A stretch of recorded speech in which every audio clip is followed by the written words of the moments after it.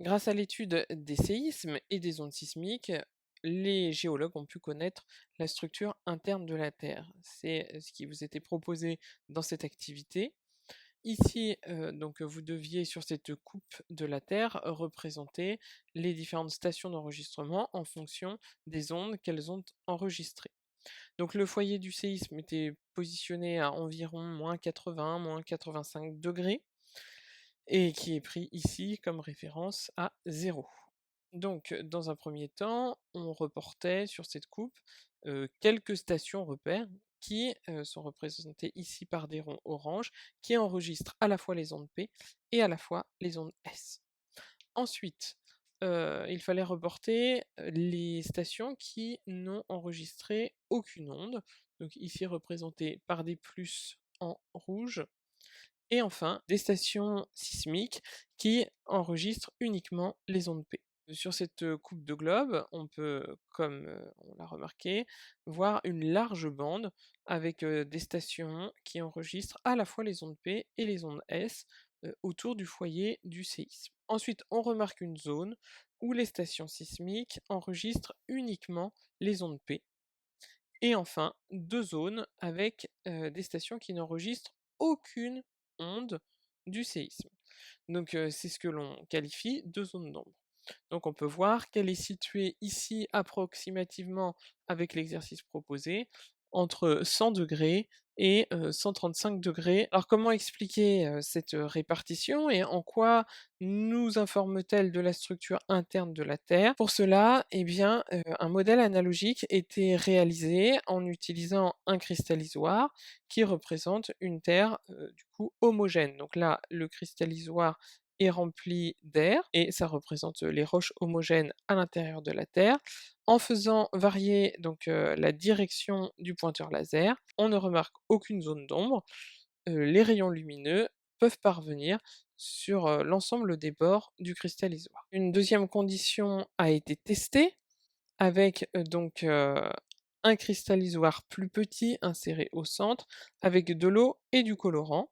Cette disposition permet d'expliquer l'existence d'une zone d'ombre. En effet, il existe 2 régions du cristallisoire qui ne reçoivent aucun rayon lumineux. Que ce modèle, on le transpose, avec la réalité. Ce qui est fait, c'est que les raies sismiques dans notre modèle sont les rayons lumineux et nous avons donc 2 milieux, où la vitesse des ondes est différente. La vitesse de la lumière dans l'air est de 300 000 km/s, tandis qu'elle est de 225 000 km/s dans l'eau. Pour rappel, les ondes sismiques sont réfléchies ou réfractées lorsqu'elles passent d'un milieu à un autre, lorsque les ondes ne vont pas avoir la même vitesse de propagation dans ces 2 milieux. Ici, nous avons donc un milieu où la vitesse, ici au milieu, est inférieure à la vitesse en périphérie, donc on se retrouve dans une condition où il va y avoir réfraction. Un modèle constitué d'une discontinuité, ici le passage de l'air à l'eau, entraîne l'apparition d'une zone d'ombre. On explique ainsi la zone d'ombre constatée lors d'un séisme par l'existence d'une discontinuité. Alors, dans la réalité, ce n'est pas, une différence entre l'air et l'eau, une discontinuité qui sépare les roches du manteau du noyau externe. Pour observer une zone d'ombre à peu près équivalente, on voit bien que de le second milieu ici a une vitesse de propagation des ondes lumineuses moins important, donc le noyau externe est constitué d'un milieu où la vitesse de propagation des ondes sismiques est plus faible que, dans les roches du manteau. L'étude des séismes et la mise en évidence, de la zone d'ombre sismique a permis de déduire l'existence en profondeur d'une discontinuité entre le manteau et le noyau. Si bien que, lorsque des ondes sismiques sont émises par un séisme, les ondes P directes vont être enregistrées à la surface par les stations sismiques, ne vont pas être, déviées. Néanmoins, d'autres ondes P vont être, réfractées du fait de l'existence de cette, discontinuité. Vous le voyez, hein, vont être réfractées à 2 reprises en passant une première fois cette discontinuité et en passant une seconde fois cette discontinuité, si bien que on va se retrouver avec une zone d'ombre ici où aucune onde sismique n'est enregistrée. Après avoir comparé de très nombreux séismes, la zone d'ombre est toujours située à la même distance angulaire du foyer du séisme, à savoir entre 105° et 142°. On note une absence d'onde S enregistrée au-delà de la zone d'ombre. On sait que les ondes S ne se propagent pas dans les liquides. Par ailleurs, on observe sur le modèle PREM, qui correspond à un modèle de la vitesse de propagation des ondes sismiques à l'intérieur de la Terre, obtenu par l'étude de nombreux enregistrements sismiques associés à des études en laboratoire sur les roches. On observe une absence de propagation des ondes S entre 2900 km et 5100 km. On peut donc en déduire que le noyau est en partie liquide et ne permet pas le passage des ondes S, uniquement des ondes P. La discontinuité entre le manteau et le noyau externe correspond à la discontinuité de Gutenberg. On peut compléter ce schéma et cette structure interne du globe par d'autres informations. Voyons ce que l'on peut obtenir avec Tectoglobe. Regardons à présent le séisme que vous avez déjà étudié, celui qui est au Pérou. Donc là, vous aviez déterminé le temps d'arrivée des ondes P. Si on regarde les différentes stations, vous voyez que bon, bah là, ce sont des stations qui sont situées loin, on enregistre néanmoins des ondes. Et ici, on se trouve à la station Kunk, située à 115° du foyer du séisme. Et là, on observe sur le sismogramme que c'est le calme plat. En réalité, regardez bien, l'échelle des ordonnées est commune.